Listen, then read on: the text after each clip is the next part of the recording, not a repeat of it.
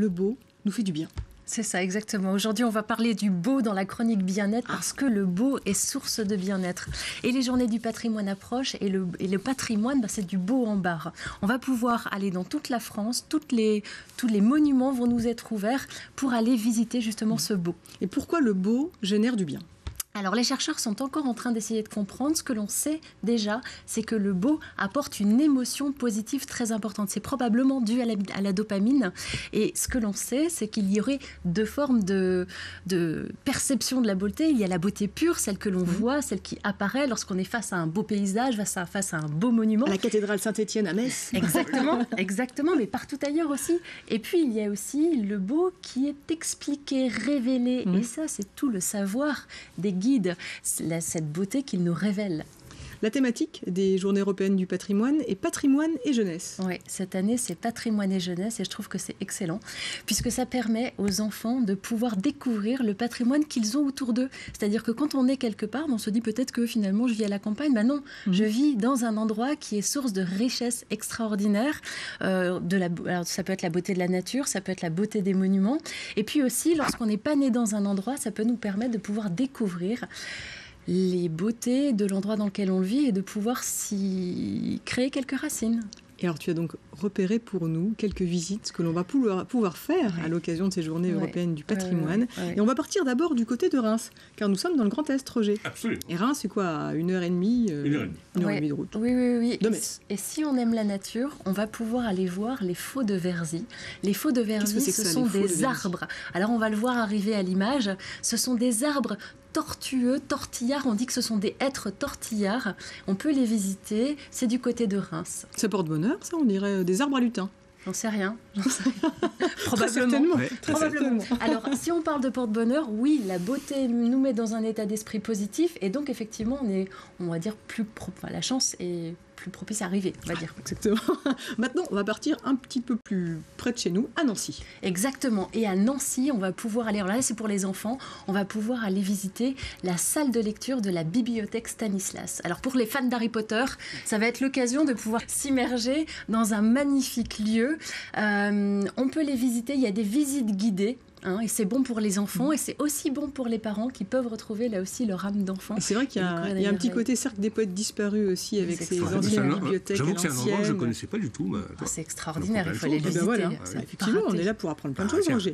Maintenant, on file à Épinal. Exactement, on parlait des Vosges, et oui. Et les Vosges, alors savez-vous qu'Épinal était une citadelle fortifiée?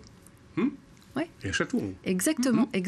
Et donc là, ce week-end, on propose d'aller découvrir les murailles cachées de la ville d'Épinal. Alors là, on voit une photo de 1635. Et ensuite, on va voir probablement les restes, un petit peu de restes de la muraille. Vous la voyez ? C'est pas la muraille de Chine, mais c'est la muraille d'Épinal. La muraille d'Épinal, exactement. Pas mal. Épinal est une ville qui a été complètement détruite pendant la guerre à 90%, avant 1945. Hélas, par nos amis anglais, je crois. Roger, notre historien. Et on va terminer avec Metz, quand même. Oui, avec Metz. Avec Metz, ce week-end, c'est la dernière fois où vous allez pouvoir voir le son et lumière sur la cathédrale. Alors, on le voit, le son et lumière, là. On peut le laisser d'ailleurs un petit peu à l'écran pendant quelques secondes. Allez.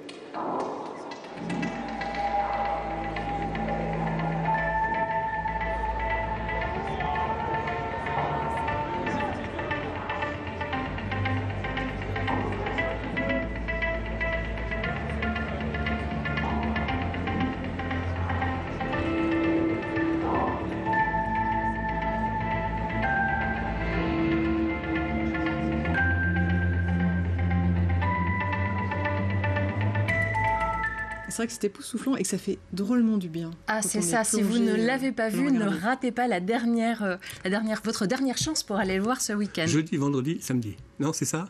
Oui, c'est jeudi, ça. Vendredi, samedi, exactement. Et donc on termine avec Verlaine, tu le disais, puisqu'on peut aller visiter sa maison. Exactement. Et tu as une citation. Et oui, enchanteuse, et c'est justement, enchanteresse. Exactement. Et c'est à destination des enfants. Verlaine nous dit, l'art, mes enfants, c'est d'être absolument soi-même. Et c'est ce qui va faire que Chloé va devenir la reine cette année, puisqu'on vous souhaite donc d'être Miss France. Alors on parlait tout à l'heure de Sophie Thalmann en 98, ça ne fait pas 10 ans, hein. Effectivement, on a très très mal compté. Roger, tu aurais pu nous reprendre, ça fait 20 ans effectivement quasiment que Sophie Thalmann a été élue Miss France. Est-ce qu'il y a un endroit, vous êtes originaire d'Amanvillers, est-ce qu'il y a un endroit peut-être dans la région que vous aimez particulièrement et que vous pourriez conseiller aux téléspectateurs pour l'émerveillement? Où est-ce que vous aimez aller vous promener? Chez moi. Chez vous, donc dans les coins d'Amanvillers. Oui. Vous êtes attachée à vos racines essentiellement? Oui, beaucoup. Stéphanie, un petit coin aussi, peut-être une... Moi dans les Vosges, puisque je suis vosgienne, destination Plombières-les-Bains. Bon, Plombières-les-Bains. C'est très sympa aussi. Ouais. Avec son casino. Magnifique. Avec son casino, qui est l'ancienne gare, et les thermes qui sont magnifiques également. C'est en train de revivre. Plombières est en train de revivre. Oui. Alors à Plombières, justement, pendant les journées du patrimoine, on pourra découvrir la fontaine thermale. Mais c'est absolument tout. Que de rendez-vous. Évidemment, mais c'est pour ça qu'on l'a embauché, Roger. Oui. En tout cas, merci beaucoup, Elisabeth, pour cette leçon de beau bien bon. Et on peut aller faire un tour, d'ailleurs, sur le site qui apparaît sur l'écran pour retrouver toutes tes recettes.